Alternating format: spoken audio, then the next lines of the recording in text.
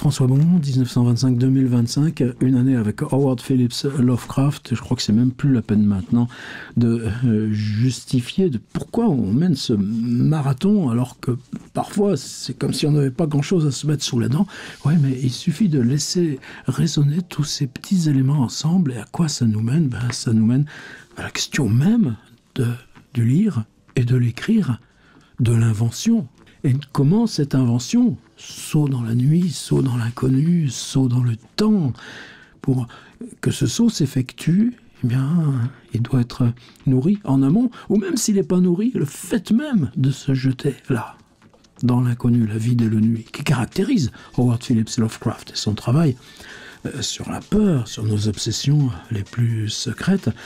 Mais il y a une part qui dépasse l'intention, même son intention ou sa volonté à lui, et que là, dans cette part commune du saut dans le vide, se nourrir de ce bain, ce contexte, ces noms, ces silhouettes, ces trajets, et puis les petits problèmes, même si c'est le problème d'argent, tout ça bien, c'est là où nous, on peut encore apprendre de lui. Alors, on y va de suite, ordi. Voilà donc notre première semaine de mars, dimanche, lundi, mardi, mercredi. On est jeudi pour eux, toujours une journée de décalage, une journée d'avance. Thursday, March 5. Toujours cette note un petit peu rituelle. Lever midi, alors que son épouse Sonia, jour après jour, part à Manhattan, sans doute pour des démarches, sans doute pour retrouver ses anciens fournisseurs. C'est tout ce monde-là des magasins de grande distribution, parce que elle est licenciée. Il s'agit de retrouver vite quelque chose, pendant que Lovecraft donc prend le temps de lire. Il la rejoint dans l'après-midi, l'heure n'est jamais précisée, Mid Hess Age. Alors, sur la 72e rue, ce qui n'est pas fréquent, parce que, c'est le Greenwich Village, on remonte le Times Square, et puis ensuite la Columbus Circle, et le début de Central Park, et à mi-chemin de Central Park, donc très haut, de l'autre, au bout de Central Park, c'est Harlem, où ils sont allés aussi, où ils vont quelquefois régulièrement. Et là, cette 72e rue, c'est pas leur coin habituel. Pourquoi elle y est? Alors, par exemple, il y a un beau bâtiment. Donc, il y a Central Park, la 72 Est d'un côté, la 72 Ouest de l'autre, ou comme ça, si vous préférez, Est à l'Est, Ouest à Ouest. Ça vous va? Bon. Et à l'intersection de la 72e et de Central Park, il y a des magnifiques bâtiments qui ont été élevés entre 1885 et 1910, donc des bâtiments qui sont tout récents, avec 10 ou 15 ans d'âge. C'est comme on élève comme ça des bâtiments avec des plaques de grès, même de briques, mais avec cette idée-là de comment le gothique peut donner une prestance, un prestige.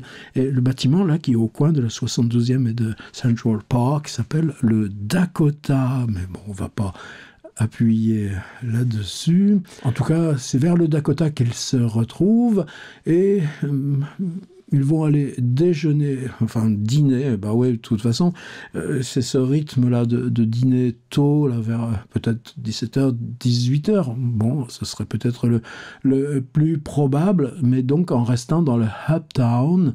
Et là, il y a une mention qui n'a pas été facile à déchiffrer. SPCH, un slash vertical, et puis HISP et Ham Ind Music. Alors, comment interpréter ça autrement que par le fait on est allé à la Spanish Church où il y avait un concert de musique hispanique et d'ancienne musique indienne américaine. Alors, évidemment, en l'absence, là encore, des lettres à Liliane, il envoie toutes les semaines son journal à sa tante Liliane, mais c'est pour cette période-là, en attendant le 3 avril avec impatience, on n'en dispose pas. Alors, Spanish Church, Par exemple, il y en a une qui s'appelle Lady of Guadalupe, mais celle-ci, c'est la plus ancienne église hispanique de New York, mais elle est sur Greenwich Village. Et justement, c'est là où elle allait pratiquer Jack Kerouac.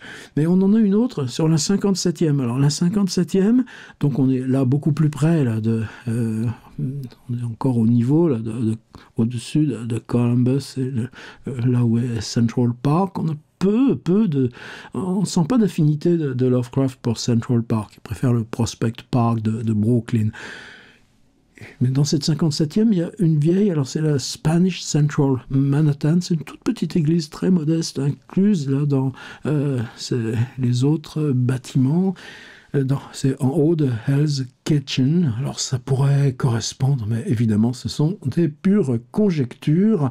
Mais on verra que par exemple le lendemain, ce sera aussi une sortie, c'est-à-dire quand il retrouve Sonia en fin d'après-midi, bien il trouve une activité commune à faire. Et c'est pas Lovecraft de lui-même qui va écouter de la musique, ni va au théâtre. Le cinéma c'est différent. Donc, pas plus que ça. De toute façon, on remonte à Brooklyn, on est à la maison, on a acheté au passage grog groceries, quelques provisions.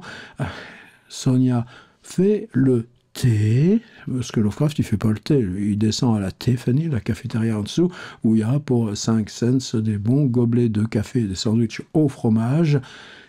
On lit et c'est fini pour la journée. Merci, la vidéo sera vite faite, vous allez me dire. Et je vous informe avec lui que chose décente. Vous savez qu'il vient d'acheter hier de nouvelles chaussures, qu'elles sont terriblement étroites, même s'il les a fait étirer un peu. Et ben, finalement, il s'est débrouillé et ça s'est pas si mal passé. Mais pendant ce temps-là, si on va tout de suite dans le New York Times, là, on a un titre qui fait la largeur entière de la une. C'est l'investiture. Alors l'investiture, nous on a vu ça récemment le 20 janvier. Je n'ai pas vraiment envie d'entrer là, mais cette fois, c'est l'investiture du président Coolidge. Alors Coolidge, on en a plusieurs fois parlé, on n'est pas beaucoup entré dans le détail.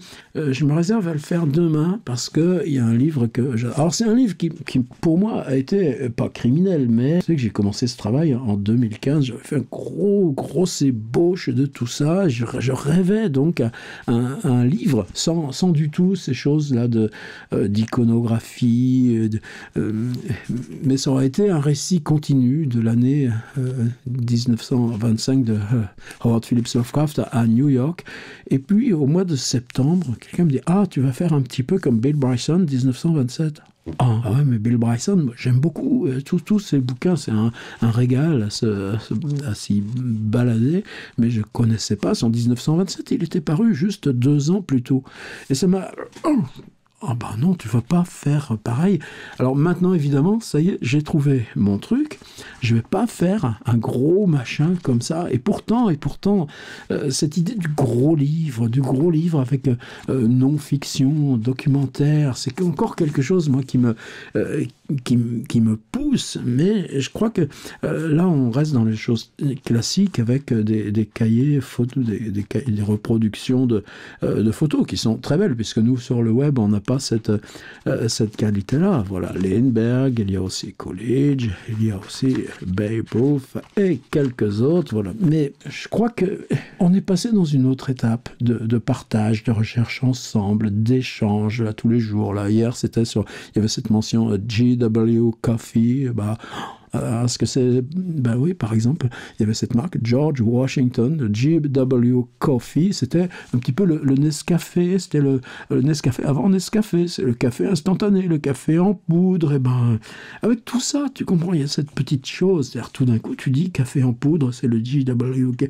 et que cette fois-ci, c'est juste là, il se verse de l'eau chaude sur le café, et tout d'un coup, tu commences à les voir vivre d'un peu plus près, ces bons hommes, et c'est la récompense. Alors, en relisant Bill Bryson, son chapitre, alors chaque chapitre, c'est sur un personnage, c'est remarquable. Et donc, il y a The President, Et ça, j'en ai pris, je crois, 12 pages, et je vous donnerai la transcription demain. Aujourd'hui, je suis un petit peu là, le truc. Et par contre, il y en a un autre, le chapitre juste avant Coolidge, c'est Babe Ruth. Babe Ruth, c'est ce grand... c'est le Mbappé de l'époque pour le baseball américain. C'est une légende vivante. Or, il a juste 3-4 ans de moins que H.P. Lovecraft. Il mourra aussi, lui, d'un cancer qui l'emportera très violemment et très jeune. Mais tout d'un coup, pour moi, ça aussi, c'est ce qu'on fait. C'est-à-dire, Lovecraft restera toujours un inconnu.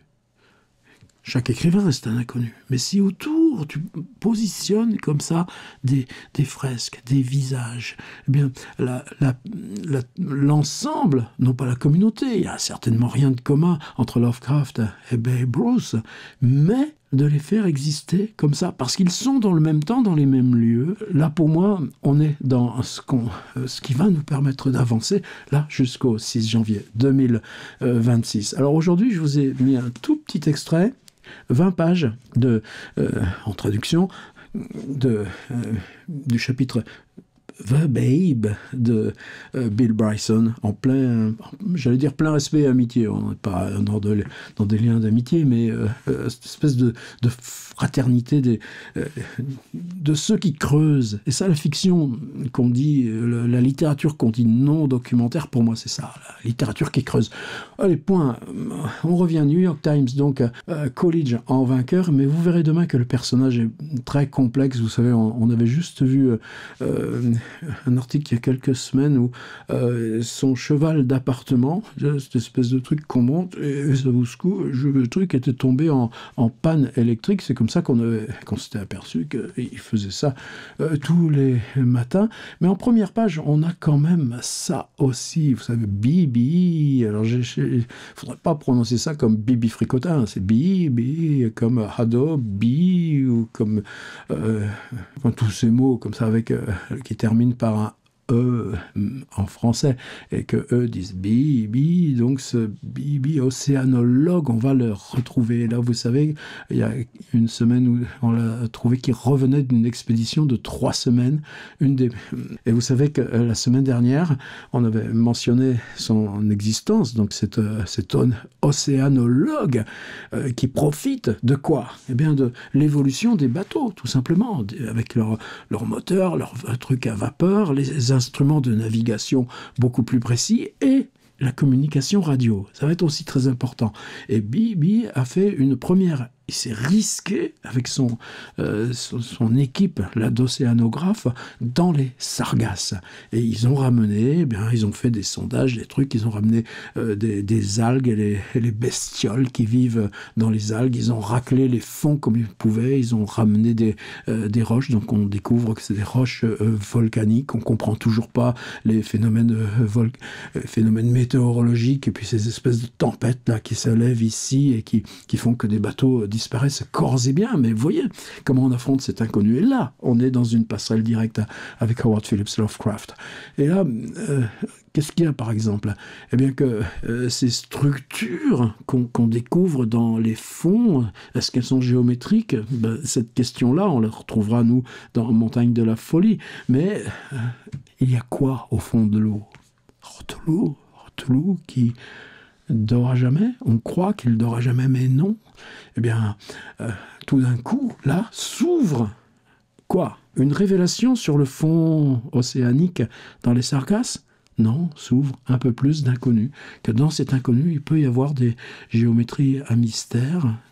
Et pourquoi pas la légende de l'Atlantide, qui est la réponse par le récit mythologique, collectif. Salut l'ami Jean-Loïc Lecallec qui a fait un travail fabuleux là, depuis 20 ans là, sur la répartition statistique des mythes.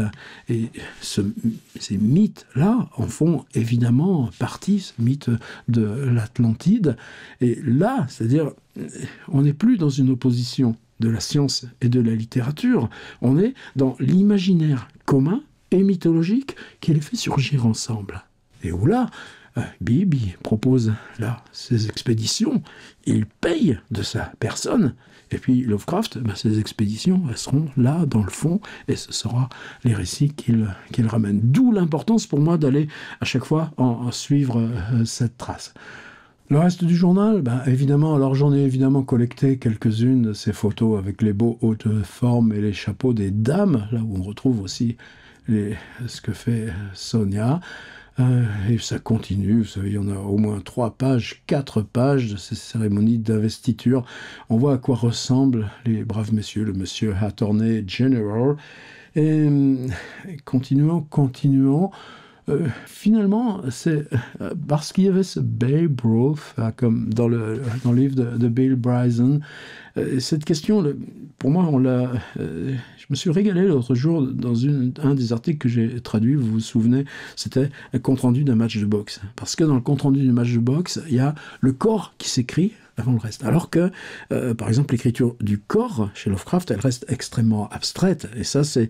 nous, on peut plus être dans cette abstraction-là. Par exemple, il y a, je pense, un antagonisme, enfin, en tout cas, quelque chose de vraiment différent, alors qu'on est au même endroit, entre Franz Kafka et Howard Phillips Lovecraft. Et cette instance-là, c'est comment se dit le corps, ou comment, chez Lovecraft, refuse de se dire son propre corps, à part les chaussures ou les lunettes qu'il a achetées aussi. Hier, on va avoir des nouvelles demain, des nouvelles lunettes. Rassurez-vous, pas trop d'impatience. Tout ça se fait ensemble. J'ai traduit dans mon PDF, on va y voir de suite.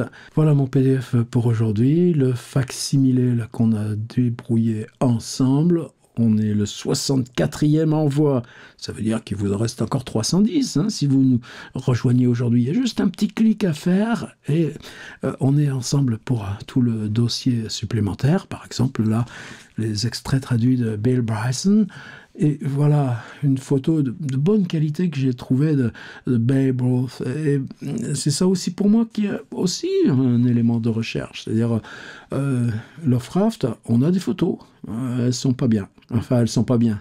C'est des photos amateurs et même quand c'est fait avec, par exemple, Bob Barlow, travaille de façon non pas professionnelle, mais amateur plus qu'averti, le développement photographique. Et en Floride, quand Lovecraft se rendra chez lui, on a 2 lettres là, ou 3 lettres où il fait poser vraiment Lovecraft pour des photos qui ont cette même qualité.